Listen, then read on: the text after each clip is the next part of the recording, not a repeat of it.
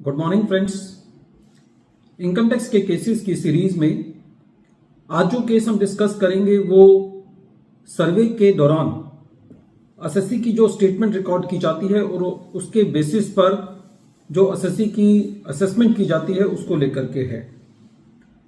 Present case में जयपुर आईटीआईटी की ए bench के सामने जो इशू था वो ये था कि यदि एसएससी ने सर्वे के दौरान जो स्टेटमेंट दी है उस स्टेटमेंट को या जो डिस्क्लोजर्स दिए हैं उन डिस्क्लोजर्स को एसएससी ने रिट्रैक्ट नहीं किया है, या एसएससी का जब असेसमेंट होने जा रहा है सर्वे की वजह से उस साल की एसएससी की रिटर्न ऑफ इनकम पिछले साल से कम नहीं है और एसएससी की बुक्स ऑफ अकाउंट्स इंपाउंड नहीं की गई हैं, तो क्या ऐसे केस में सर्वे की वजह से एसएससी का केस मैनुअल स्क्रूटनी में लिया जा सकता है?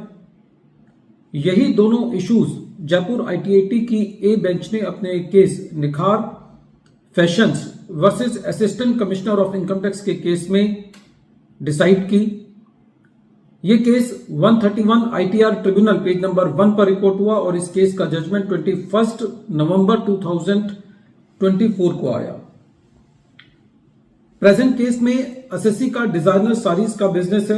एसएससी के यहां सर्वे हुआ, एसएससी ने कुछ अपनी इनकम को डिस्क्लोज किया और जब असेसिंग ऑफिसर ने एसएससी का केस मैनुअल स्क्रूटनी में पिक करके असेसमेंट किया तो असेसिंग ऑफिसर ने जो स्टॉक था, जो एक्सेस स्टॉक पाया गया, उस एक्सेस स्टॉक को सेक्शन 69B के अंदर ऐड किया। Section 69B amount of investment etcetera not fully disclosed in books of accounts के बारे में बात करता है और अकॉर्डिंगली असेसिंग ऑफिसर ने एसएससी के ऊपर सेक्शन 115BBE लगाया।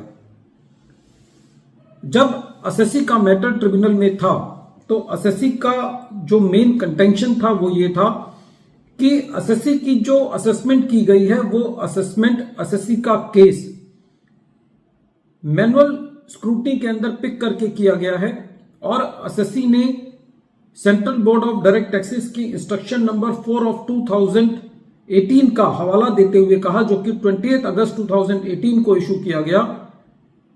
एसएससी का यह कहना था कि इस इंस्ट्रक्शन के मुताबिक एसएससी का केस दो परिस्थितियों के अंदर मैनुअल स्क्रूटनी के अंदर पिक किया जा सकता है। पहला, जब ड्यूरिंग द सर्वे एसएससी की बुक्स ऑफ अकाउंट्स को इंपाउंड किया गया हो, और बुक्स ऑफ अकाउंट्स तभी इंपाउंड की जा सकती हैं जब उनको इंपाउंड करने के रीजंस रिकॉर्ड किए गए हैं। दूसरा, एसएससी का केस मैनुअल स्क्रूटनी में तभी पिक किया जा सकता है सर्वे के मुताबिक जब एसएससी की जो करंट इनकम है वो पिछले साल की इनकम से कम हो और एसएससी ने अपने डिस्क्लोजर्स को रिट्रैक्ट किया हो।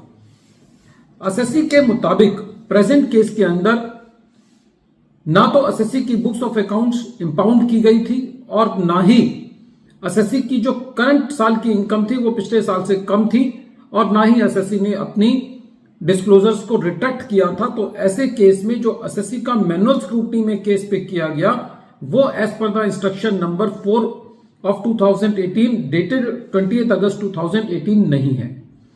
इसके ऊपर ट्रिब्यूनल का यह कहना था कि क्योंकि एसएससी का केस इस इंस्ट्रक्शन के मुताबिक पिक नहीं किया गया तो यह असेसमेंट नल एंड वॉइड है। दूसरा, एसएससी का यह कहना था कि प्रेजेंट केस के अंदर जो हेड्स ऑफ इनकम होते हैं वो एक्सक्लूसिव होते हैं। यदि कोई इनकम किसी एक हेड में आती है तो उस इनकम को उस हेड से निकाल करके दूसरे हेड में नहीं लेके जाया जा सकता। एसएससी का यह कहना था कि सेक्शन 69B के अंदर जो इनकम तभी आएगी जब वो इनकम एसएससी के रेगुलर बिजनेस में नहीं आती। जब ट्रिब्यूनल ने इस मैटर को सुना तो ट्रिब्यूनल का यह कहना था कि एसएससी के ऊपर डीमिंग प्रोविजंस खाली इस वजह से नहीं लगाए जाने चाहिए कि एसएससी के यहां सर्वे हुआ है। दूसरा, ट्रिब्यूनल का यह कहना था कि जो एसएससी ने स्टेटमेंट दी है वो एज ए होल रीड की जानी चाहिए, वो पीसमिल के अंदर रीड नहीं की जानी चाहिए। ट्रिब्यूनल का यह भी कहना था कि हालांकि सर्वे प्रोसीडिंग्स रेवेन्यू को यह अधिकार नहीं देती कि रेवेन्यू कोई स्टेटमेंट रिकॉर्ड करे, लेकिन यदि कोई स्टेटमेंट रिकॉर्ड की जाती है तो वो स्टेटमेंट गलत है, ये बात एसएससी को साबित करनी है।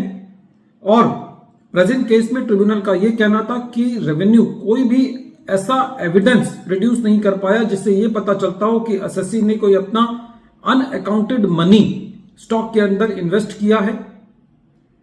ट्रिब्यूनल ने प्रेजेंट केस में रेवेन्यू के सर्कुलर नंबर 7D LXIII जो कि 3 मई 1967 को इशू किया गया था उसका हवाला दिया।